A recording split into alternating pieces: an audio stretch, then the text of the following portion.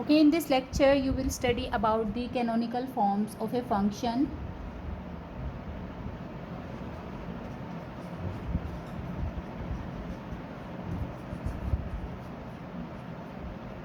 or of a Boolean function. Alright, what are the Boolean functions? Boolean functions are those functions that actually contain the variables which can have either 0 or 1 value. So there are two forms of the canonical forms of a function. The first one is the summation of minterms,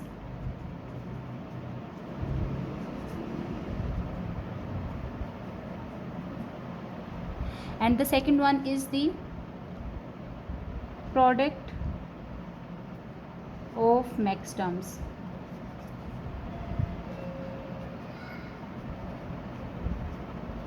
Any Boolean function can be expressed in any of these two forms. Either you can represent it as a summation of a minterms or a product of maxterms.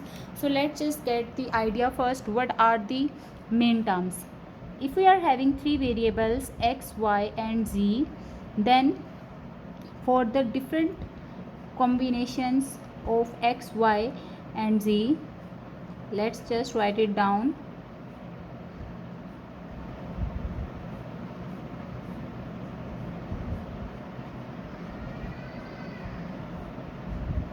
We know that for 3-bit variables we can have 2 raised to power 3, which is equal to 8 possible combinations. Okay, for writing the minterms in terms of the three variables, the rule is that will be followed. For representing the 0, we will be using the prime notation of the variable, while for representing 1, the variable is used as it is.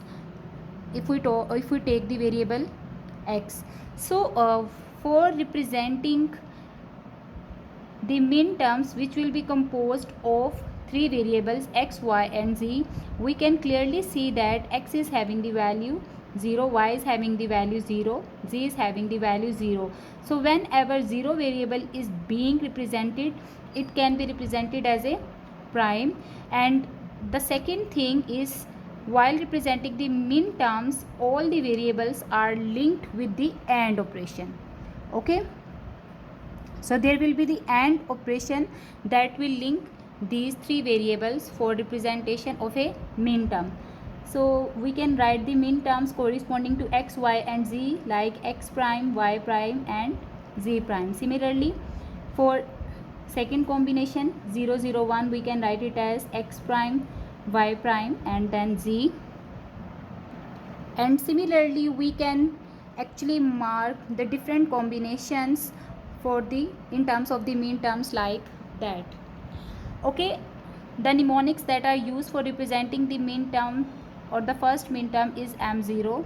Then we can write it as m1, m2, m3, m4, m5, m6 and m7. For n bits, we can have 0 to 2 raised to power n minus 1 minterms, or in other words 2 raised to power n minterms exist. Fine. So it is clear that each minterm is obtained from an nth term of n variables, with each variable being primed if the corresponding bit of the binary number is 0 and unprimed if it is 1. Okay, the other name of the minterms is the standard product. So minterms are also named as standard product. All right. In a similar fashion, n variables forming an OR term with each variable being primed or unprimed provide 2 raised to power n possible combinations, which is called the maxterms or standard sums. Fine. Here each maxterm is obtained from an OR term of n variables, with each variable being primed if the corresponding bit is 0 and a primed if it is 1.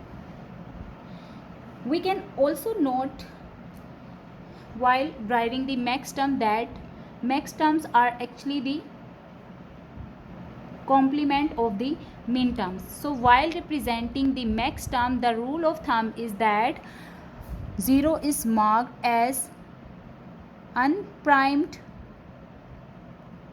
while 1 is marked as primed number or variable. So 0 is marked as unprimed. That's why for 0 0 0 combination we can have x plus y plus z, then x plus y plus z complement, x plus y complement plus z, x complement plus y plus z, x complement plus y plus z complement, x complement plus y complement plus z, and finally x complement plus y complement plus z complement. Okay, the representation or the symbol that we use for representing the maxterms is capital M, where the subscript shows which maxterm it is representing. So M1, M0, M1, M2, M3, M4, M5, M6 and M7 are the possible maxterms that we can generate using 3 bits. So now let's just see how the Boolean functions are represented in terms of the summation of a minterms or the product of a maxterms. Fine. So let's just start driving the function expression. If we are having the functioning expression in terms of the truth table, so if we are having 3 variables x, y, z and we are having some function f, so for these 3 combinations,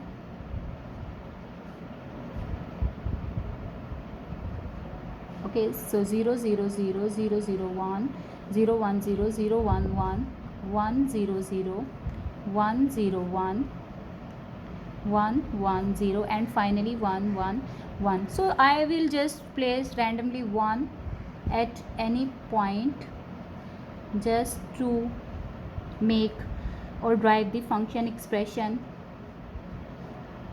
So it can be seen clearly we are having a truth table and I have just randomly written a function f.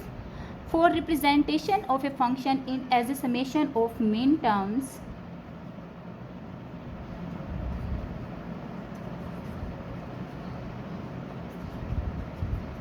what I need to do, I need to actually consider all those minterms where the function value is equal to 1.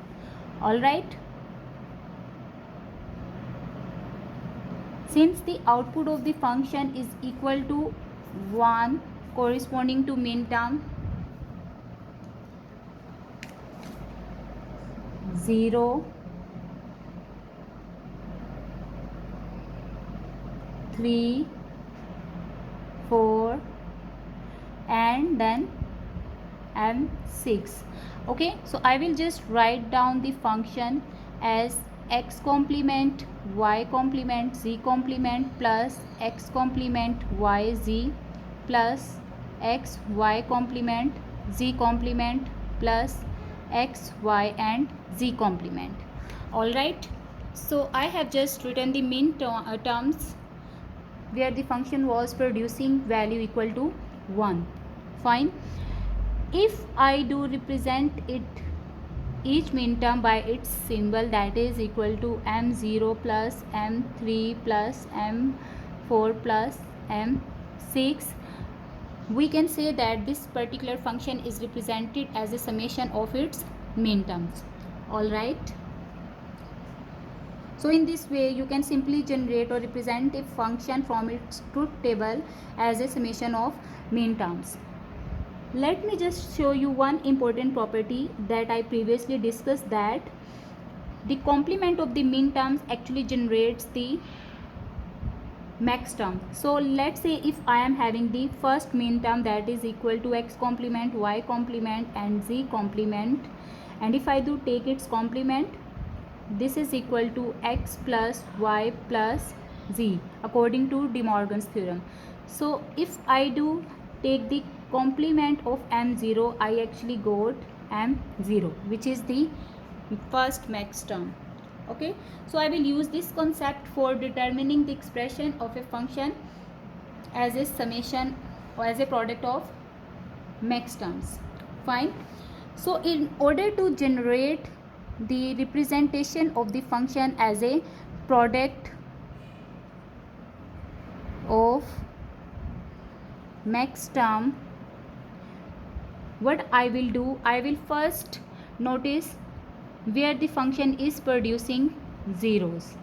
All right, and since we know that if the function is being represented by 1, then 0 represents the complement of the function. So complement of the function can be written in terms of the min terms like x complement y complement z plus x complement y z complement, then plus x y complement z plus x y and z. Fine. So if I do take the complement of a function, obviously I will get the original function. So let's just take the complement of the above expression, and here you will get the representation of the function as a product of max terms. All right, so let's just simplify it. When you will take the complement of this whole term, you will get x complement y complement z whole complement. The summation will be replaced with the product sign, and you will get x complement y z complement whole complement. Similarly, x y complement z whole complement, and then the last term x y z whole complement. When you will expand it, so you can get the resultant x plus y plus z complement into x plus y complement plus z into x complement plus y plus z complement, and finally x complement plus y complement plus z complement. All right. Now if you match these product terms with the max term expression, you can actually obtain the resultant function as a product of max terms. Fine. So let's just see, x plus y plus z complement actually corresponds to first max term 1. So this is equal to m1. Similarly, x plus y complement plus z is actually equal to m2. Then next term was x complement plus y plus z complement, which is actually equal to m5. And the last term x complement plus y complement plus z is actually equal to m7. Fine. So in this way your function has been represented as a product of max terms. Okay. Usually we use the notation for representing the function in terms of the product of max terms, like this is the sign of the product, and then in the bracket we can write just the numbers that we actually have in the subscriptions of the max terms. So the function of x, y and z is written in terms of the product of max terms like that. Similarly, the function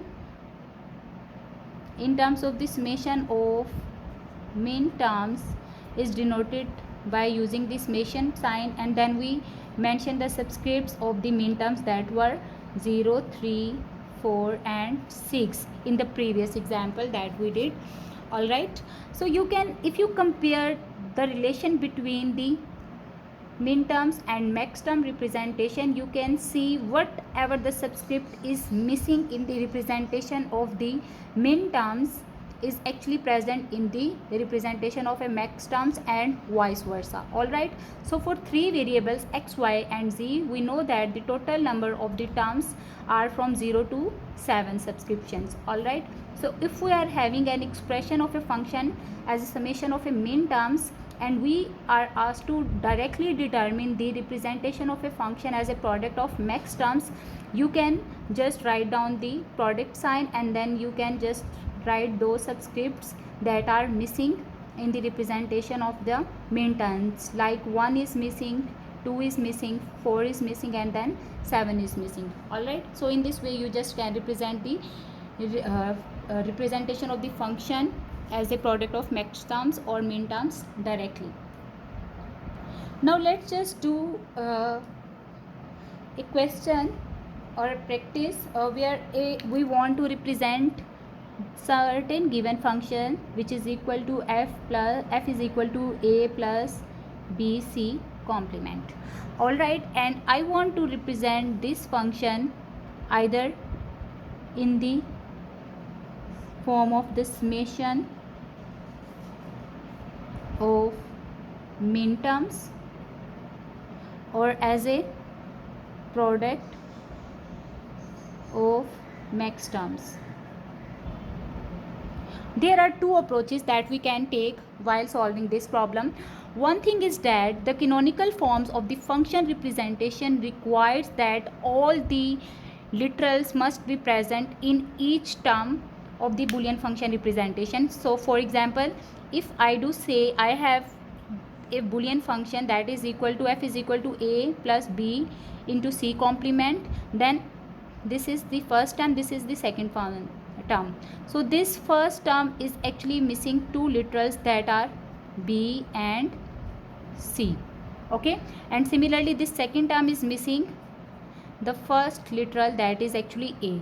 So in the canonical form representation, this is compulsory that each term must contain all the variables that are required for representing the function. So there are two approaches that I will take for converting this Boolean function into the canonical form. So let's just start with the summation of min terms. How we can represent the given Boolean function as the summation of min terms. The first approach is very simple. Just write down all the variables and then just write their possible combinations. So 1 0 1 1 1 0 and finally you have 1 1 and 1. Now just produce the output of this function or evaluate this function expression for the given combinations. So if a is equal to 0, b is equal to 0 and c complement is equal to 1, so 0 into 1 0 plus 0 will generate 0. Similarly you can evaluate f at the given combination 0 0 1. So if c is equal to 1, this will make it equal to 0, a 0 b 0, we will get 0 over here. Similarly I will just write down the expression of the value of the function according to this expression. Okay, so I have just evaluated this function expression for the given bit combinations. Okay, now as we are having the expression of the function, in order to represent the function as a summation of min terms, what I will do, I will just write the min terms where the function is actually equal to 1. So if I do say this is my min term 0, this is min term 1, min term 2, min term 3, min term 4, min term 5, 6 and min term 7. So I can directly write it as this is equal to the summation of what? 0 1 2 m2 plus m4 plus m5 plus m6 plus m7. Okay, let me just make it more clear. So m2 is equal to what? m2 is equal to a complement b c complement plus m4 is equal to a b complement c complement plus m5 is equal to a b complement c plus m6 is equal to a, b, c complement plus finally a, b and c. Okay, and then in the form of summation I can just write it as 2, 4, 5, 6 and 7. So in this way this function is represented as a summation of mean terms. Okay, and other direct way is just to write the Boolean expression of the function that we are already having, that is equal to a plus b c complement, and then just try to complete the terms or add each variable with its complement and then multiply this term with the missing variable. So let me just do that.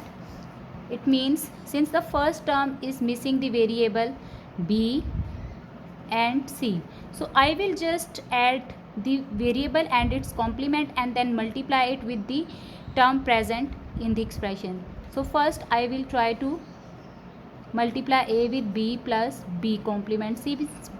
B plus b complement is equal to 1, so it will not change the expression or the logic of my function. Once I will apply, I will get ab plus ab complement. Okay, now these two terms are missing actually c variable, so I will just multiply it with c plus c complement. So if I do simplify it, I will get a b c plus a b c complement plus a b complement c plus a b complement c complement. Okay, now you can see my each term is actually containing all the literals that were present in the representation of a function, that is actually 3 variables. Now the second term is missing only a, so what I will do, bc complement will be multiplied with a plus a complement. Okay, so I will have a b c complement plus a complement b c complement. Fine, finally I will just write down all the terms as the summation and will write single time if any term is repeated.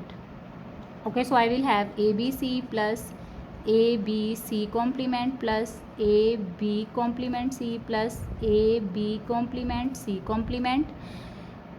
Since I have abc complement repeatedly and I have already written it, so let's just ignore it. Similarly, we are left with the last term, that is a complement b c complement. Okay, so if you just match these terms with the mean terms, that is abc is actually my m7. Okay, this is my 7th mean term. Similarly, this is the 6th mean term, m6. Similarly, this is m5 and this is m4, and finally a complement, this is m2. So I have actually m2 plus m4 plus m5 plus m6 plus m7. Fine. So if you just match these two approaches, you can clearly see my answer is same, 2, 4, 5, 6 and 7. So you can use any of these methods for representing the Boolean function as a summation of mean terms. Now for representing the function as a product of max term while having the Boolean expression, the first approach is very simple. I will just give you the hint how to do that. Just like in case of the previous example, now we will consider the complemented or those value of the functions where it is having value equal to 0.